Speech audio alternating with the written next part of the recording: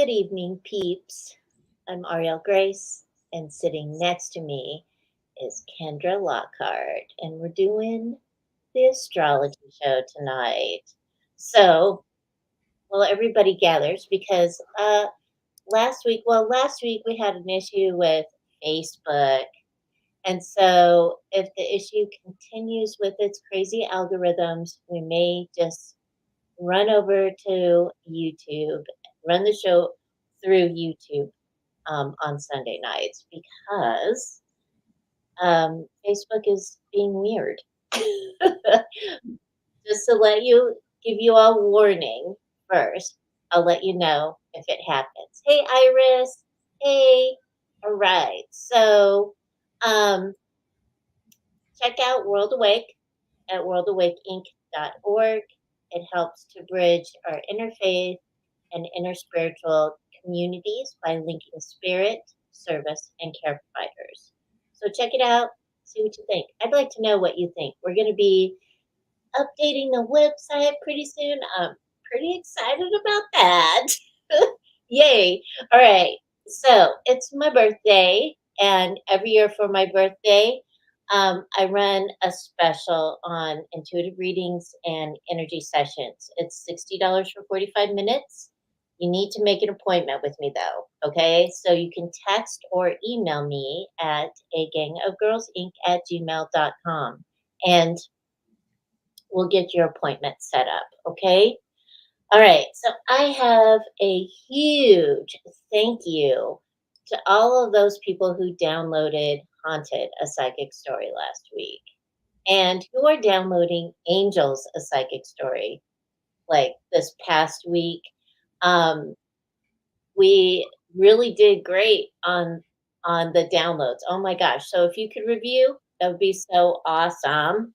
But because it's my birthday, I always give the Kindle version books free every November because it's their anniversaries. But Angels is still available on Kindle for free until I think the 7th. And then I'm Psychic, Not Telepathic, and Clearing with Purpose are going to be available from tomorrow until I think the 10th for a free Kindle download. So check those out. And remember, with every author that you download from Amazon, please leave a review. It really helps all the authors on Amazon, especially us independent ones. For release. Okay. All right. So it's November, and every November we practice gratitude. And so one of the things that I would love to ask you to do is please every day take some time to think about what you are grateful for. When you think about what you're grateful for, it raises your resonance up and it opens you up for more. It opens you up for more blessings. It opens your vibration up and raises you up. So practicing gratitude every day assists with you and your well-being and your connection to source. So please do that every day. Let's make it a habit so we do it every day, all the time. All right? Because that's how we're able to reach those high resonances that everybody's asking for. It's very simple. A lot of people complicate it. It's not that complicated. All right. So let me know what you're grateful for in the comments. And I'll remind people as the show goes on because it is November and there's a lot of astrological stuff that happens that's going to be happening in November. I was like, wow, wow, wow, and wow again. Hey. So Kendra's here to let us know what's going to happen in November. So you might want to write down some days in your calendar when things are happening. So because I know Mars has a lot to do with some things. And there's like a Mars that's squaring Saturn or something like that that might make people aggressive. To tackle that, we're going to talk about which of the days are going to give you ease and grace, and which transitions might make you want to pause and reconsider. Right. I know there's a day where we're going to have, it's like a Mercury retrograde day or something that we're going to have to like pause, really Mhm. look at what you're signing before you sign it. Believe it or not, that is one of the I'm Mercury and I'm ready for my new stage. And so when we call it ingress is when it's entering versus exiting. And I just simply like to say it's in its new sign. And it's one that you're going to want to hit the brakes before you hit the gas. Yeah. Yeah. We'll Hit get the it. brakes is good. All right. So let's go. We're Let's in Scorpio. Okay, so here we are in Scorpio season. The sun is in the second third of Scorpio. It changes about every 10 days, not in the season, but its flavor, what its concentration or theme is. And this is the Scorpio 10-day window, especially if you're born in it, where it deals with your psyche and your creativity or your imagination. So if you've got that project that's been on your back burner, or that half baked idea, or those notes that you just keep adding on to, bring it up to the surface. The beauty of a Scorpio season, what your prompt is to unconceal and transform. So that is a change of state. Stop ideating, start expressing, stop, move the finish line back further and further, start completing and crossing your goals. It's a fantastic time to rewrite your karmic lessons and to break your past life ties. It's all Oh, about we're going to let you run with that in a second because this is your home base, and you do want to regenerate, purge toxic elements, and reclaim your personal power. That right. said, Auriel, is there anything in Scorpio season that you like to shine at and tackle, given that it's your birthday? I wore my birthday tiara, so yeah. Hey, Rebecca. Well, here's the thing. During the winter months, during Scorpio season, Sag, and even Capricorn, these 3 months are our best months to really like look within and really start to look at like why did we decide to come? Hey, Susan, why did we decide to come back? What lessons have we learned? What lessons are we learning? And how can we get through with ease and grace? Right? Mhm. So, and that's, during this November, as I was younger, I used to not like the month of November. I used to think, oh my gosh, but now that I'm older, I like November. I'm good with it. And I love to, during this time of year for myself, I do like to look at things and break everything down. And when you were talking about like, take that stuff off the back burner and move it forward, Mhm. this is a notebook full of notes for another series of books that I'm writing. I pulled it out last night and I started adding to it again because it's going to be historical. And so every once in a while I pull it out and write down like what part of history are we going to be talking about? Oh yeah, this is where this story is going to be. So like I pulled it out last night and I started writing a whole bunch of stuff down. So, Look, you have one of the best imaginations I know, and you're my poster child for the middle third of Scorpio, is to take those deep ideas that we even hide from ourselves, and you're going into areas that are a little more esoteric and taboo, psychic abilities or soul gifts. and turning it into something incredibly creative and putting it into the vehicle of storytelling. And I want Right. people who may say, well, I'm no psychic and I'm no writer. What's on your intuition that you've been putting in the trunk and it really should be driving right now? I've got 2 tabs open right now. You've heard me forever talk about these amazing workbooks. I'm going to do the energetic medicine workbook. I'm going to do the big 3 on relationships workbook as far as astrology. I Well, want you to do them. time to sharpen that knife and cut that rope, set myself free. Yes. Yeah. And so anything that you all have that you've been thinking about that you feel inspired to do, don't hold it down. Instead, express it and see what you can do with it and keep adding to it and gaining confidence in it. This is a great time for that. So, oh, my brother is a Scorpio. Rock on. No wonder we get along so well.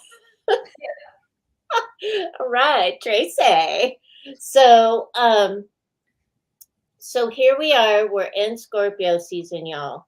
But there is some things, and I want to make sure y'all get out, get some paper out and some pens or pencils out so that you can write down some of the dates that Kendra talks about. Okay, that way on those days you can get through them with ease and grace. That's why we're doing the astrology show, to help people get through each month with ease and grace. 100%.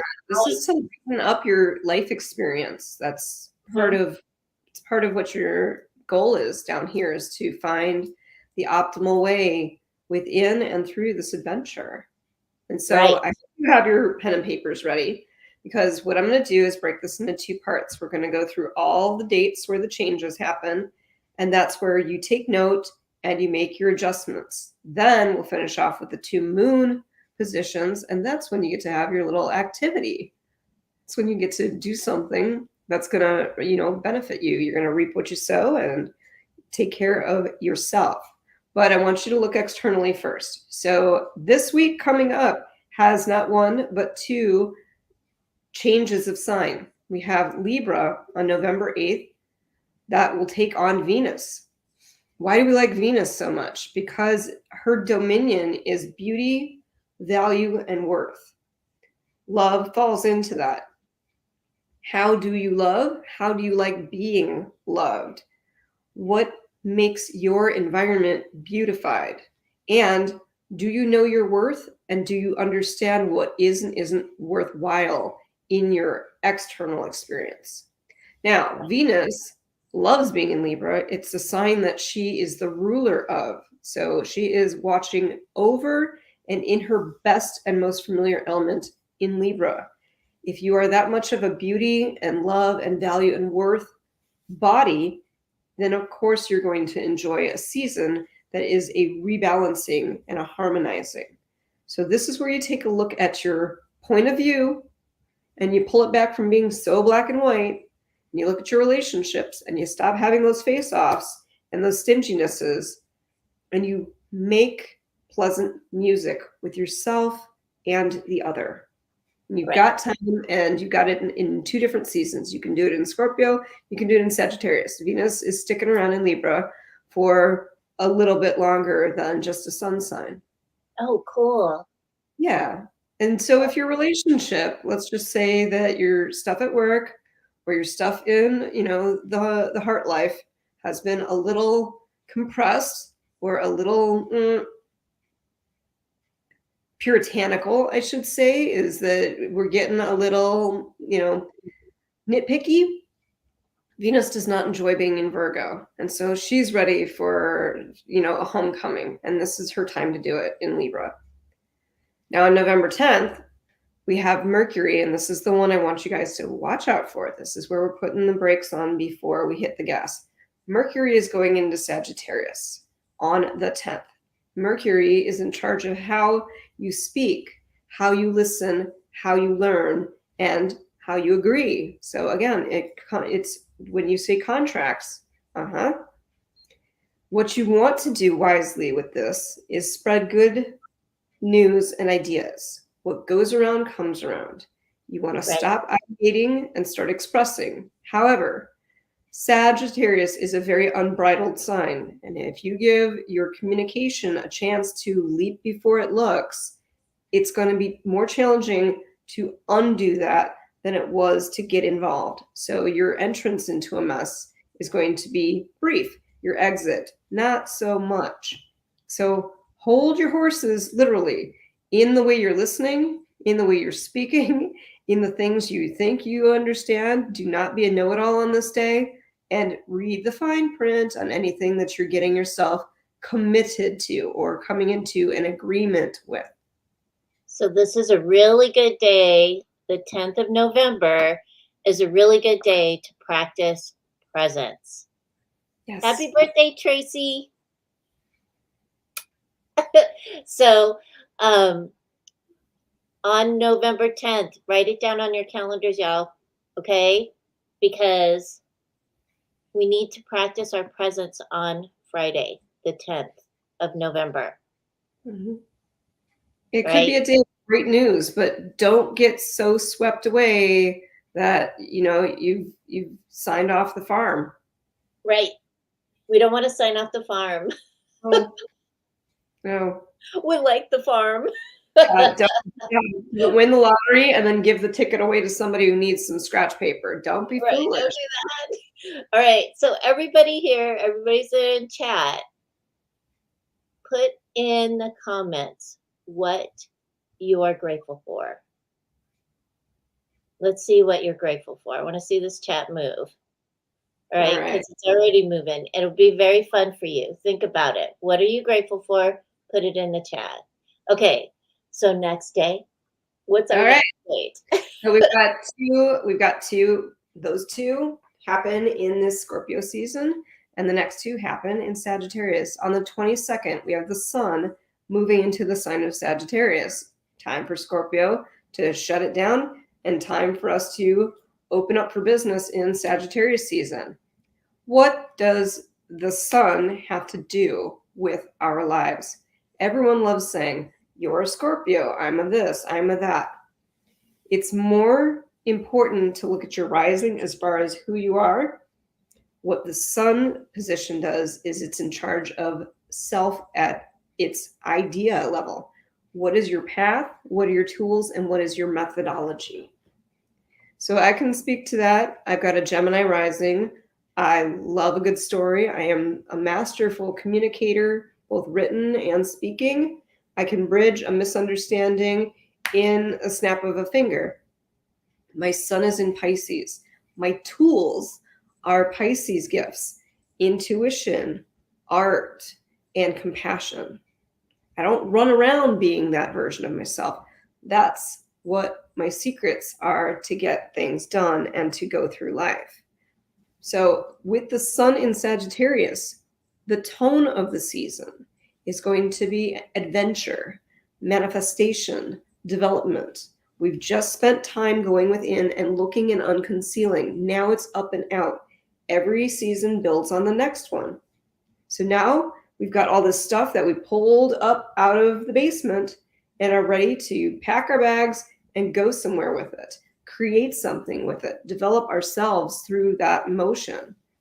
The tools. Sagittarius is in charge of your luck or fortune. It's in charge of expansion and ease. It's a time to borrow the key of charisma. If you know a Sagittarius, they have a little bit of a Midas touch to them because that's one of their main tools is charisma.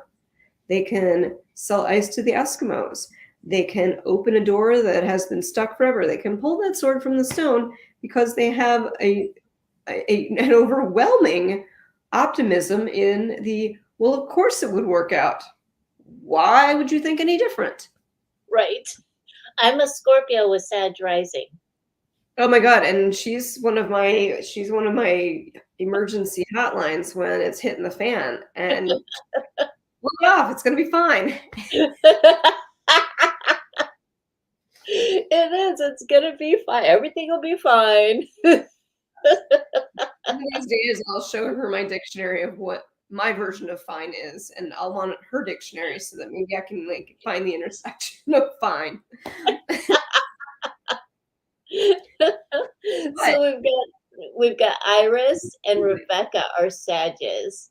Tracy is a can you guys help? Scorpio. Do you have a little bit of a magic touch? Can you just sprinkle some gold on some poop and it turns out great and stops stinking? Is that your zone of genius, as they say? I want So look at this. This is good.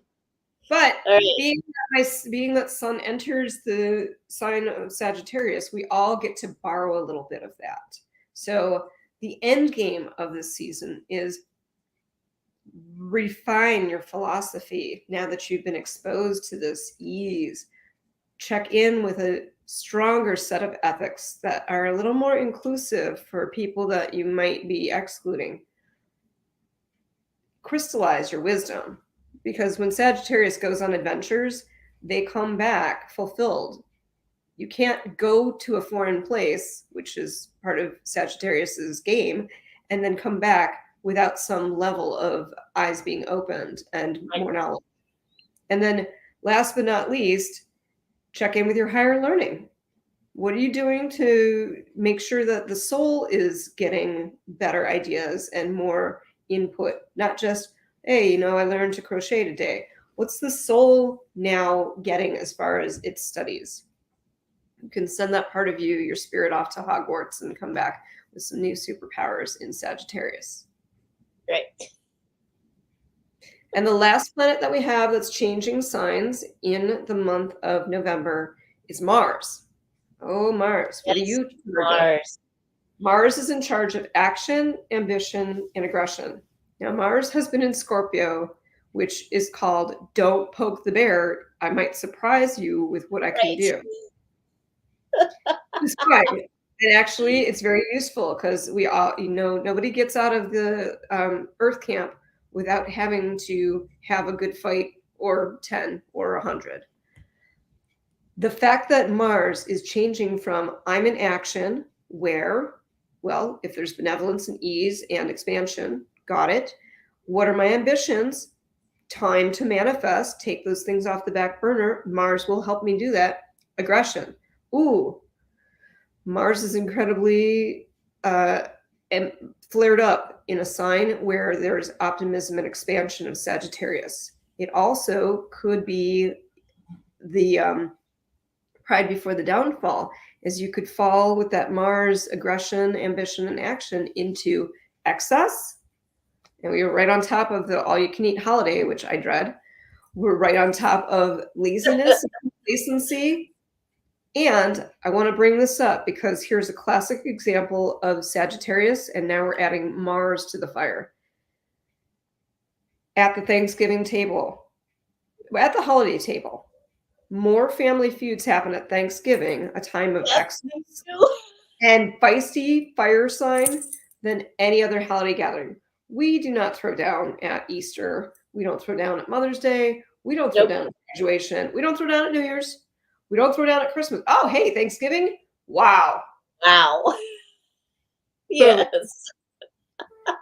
So since you've got Mercury in Sagittarius, you've got the Sun in Sagittarius, and you've got Mars in Sagittarius, could be a killer combo where you put your foot on that brake and you pause to reconsider that everyone is leaping before they look in a vein of optimism. And I've watched it more often than I like to admit, is you go in swinging thinking that you're the biggest thing in the room, and somebody who's just been riding it, they've been up to their neck with it, kapow.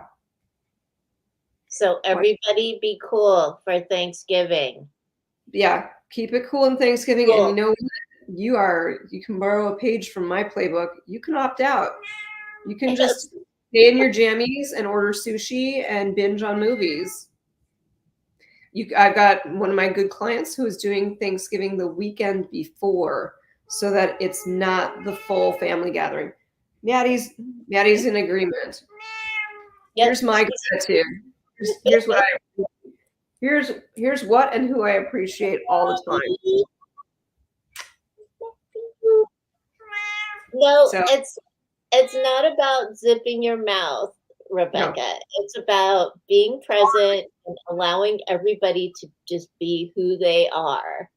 You know, be who you are, be cool. Just be cool with everybody and it's not allowing everybody to debate. be that. It's not becoming another big mouth and getting involved in the brawl at recess and you've known it. You've had that tug to jump in. This is where you sit back and let everyone else make the bad ideas for you and bad decisions. Y'all just go on and have a great time with that. Yep. In the corner, popcorn. You know what? Make a game out of it. Sagittarius can be incredibly irreverent, and you just place bets on who's going to get knocked down at the family Yeah. table. I believe in profiteering, so I'm glad it's just going to be me and my mom for Thanksgiving. Yes. I'm doing nothing, and I'm going to like it that way. I'm gonna fight with All right. All right. So on this note, now you know exactly the cascade and the cadence of when planets are changing and what they're going to bring and what you need to do with all that external energy. Let's move into the two moon placements that we love in this month. We've got the new moon in Scorpio on November 13th. And what I love about the new moon is it's when you add nurturing. What I'd love you to do when you know that song from that movie Frozen when she sings Let It Go, I want you to sing Let It Grow. Now, I have residual allergies. I'm not going to torture you with my allergy voice. Otherwise, I would sing it for you. Next month. Next month. Let it grow. Let it grow. But here's where you find or you return to a modality that helps you do some invisible recalibrating and healing. One of the reasons I call Auriel is because her energy works on my strong energy so well that it puts it into a nicely organized pattern so that better things come to me and lesser things no longer stick to me. And that is one of the modalities I love most, especially in Scorpio season, especially when the thing I need to add nurturing to is that healing modality that I've let fall off my plate of consciousness, or one that's been calling me for a little bit and I need to go and pursue it. Oddly, or I should say, in correlation to that, I always get a nice little spike in birth charts or relocation charts or tarot readings right before Thanksgiving. So it never surprises me that right around new moon in Scorpio, people will get that good idea and then turn it into an action. Yeah. So renew your subconsciousness or your psyche. And by the way, what I'm doing with Scorpio season and the new moon will be my halfway month is I'm doing a soul detox. I'm looking at all the things that take my attention away, and I'm really just concentrating and crystallizing and compressing and purifying what my soul needs out of the way so that it's getting reclaimed, if that makes sense. And Scorpio wants you to detox and release things that are not good for you. Yep. It's so easy in this season for me too. I have an easier time cleaning out my house and purging and whatnot in Scorpio season than I do in that big fat marathon race of humanity called New Year's resolutions. Right. I do so much better too. Like the new moon's in Scorpio. I've been looking forward to this new moon in Scorpio for a long time because I got a lot of new stuff that I'm integrating and it's really fun. Good night, Susan. My birthday is tomorrow, everybody. Yes. It's November 6th. Yeah. So that's why it's so cool that the 13th is next Sunday. I'm going to be in Florida. All right. So So for the new moon, and remember too, since we know that the new moon is going to be on the 13th, remember to light your candles, set your intentions and your gratitudes, and really put some energy into this new nurturing moon to assist you through the month. Okay? All right, so full moon. Sorry. Yes, that's a new one. And now let's close it up with, as far as the highlights of November, with the full moon. It will be on November 27th. It'll be which day, or which day does Thanksgiving actually fall on? What is I don't proper let me Thanksgiving look. date? I thought it was the 23rd. The 23rd is, I think Thanksgiving is the 23rd this year. Yeah, it's the 23rd. That's my daughter's birthday. All right. Yeah. Well, phew. All right. So we'll all be decompressing from that little, first of the holiday season adventures, if we're calling them a season of holidays.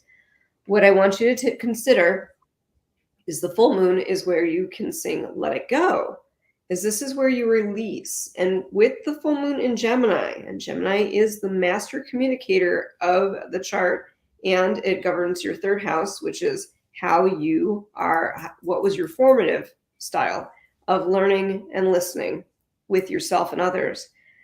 Okay.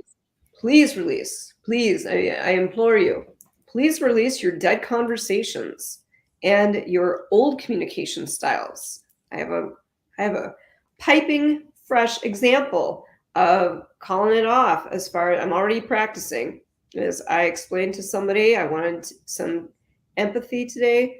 I explained at least 5 different times and ways, and then I just said, all right, I'm out of this conversation. I'm exiting this conversation. Normally, I would stay until understanding had happened, even if I couldn't get empathy, so that I could build on that the next time. That is an old style that is not working with this party. So I'm already, I'm already pre-gaming this, is release old communication styles. It's not getting better. You Right. have to adjust. There isn't the magic on it called, it's not the seed in the ground that's secretly sprouting and you just haven't seen evidence of little buds on. No. Everyone has a very solid, well-formed speaking, listening, and learning style, which is coming out in my astrology workbook on how to maximize, optimize, and complete your strongest relationships. Awesome. Thank you. It's about damn time. Like, verbalizing it. Now the world needs to have access to their own ahas. And what I want you to do is subtract the nurturing from your limited listening. That doesn't mean be a baby and say, I don't want to hear it. This is, because I can be that turd. I can go, oh, they're so wordy. What's the point? No.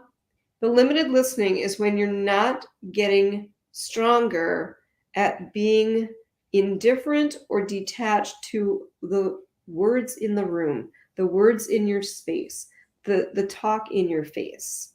Don't be so flabby around your listening.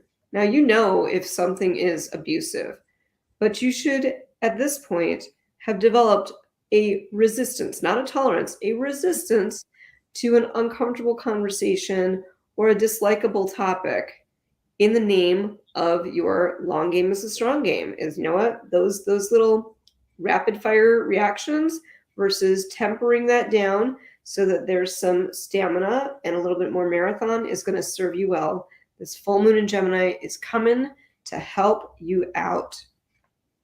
Yay. Good. Yeah, don't be surprised if there's, and because Sagittarius is such a benevolent phase for us to be in, don't be surprised if you get easy success giving it a try for second or third swing out. Right.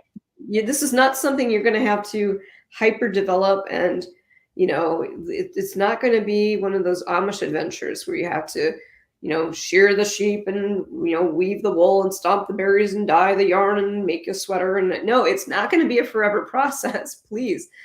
Sagittarius moon, you're going to be all right. It accelerates. Good.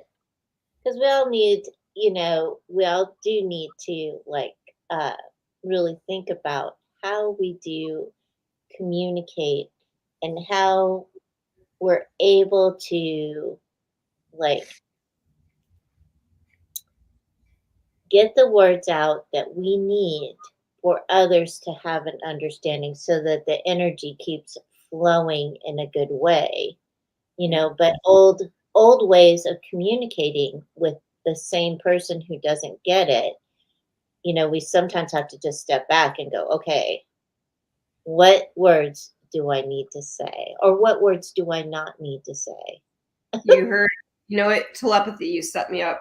And by the way, I want to clean up my last statement is when I say moon Sagittarius. What I mean is Sagittarius season, accelerator, Gemini, highly informative, and the communication superpower, and the moon. What do you add nurturing to and subtract? Well, the thing that I did today that worked, what I said, silence. I said goodbye. That worked. Yes. Sometimes you just have to go. Mhm. That has sometimes the best impact. It did. Yay me. Yeah. All right, everyone. So if you have any questions for Kendra or anything like that, you can find her on Facebook. She has a Facebook group, and I wanted to make sure to put this in tonight. She has a Facebook group called Know Yourself Well, and also on Instagram. So whichever one you like, or if you like both, check her out.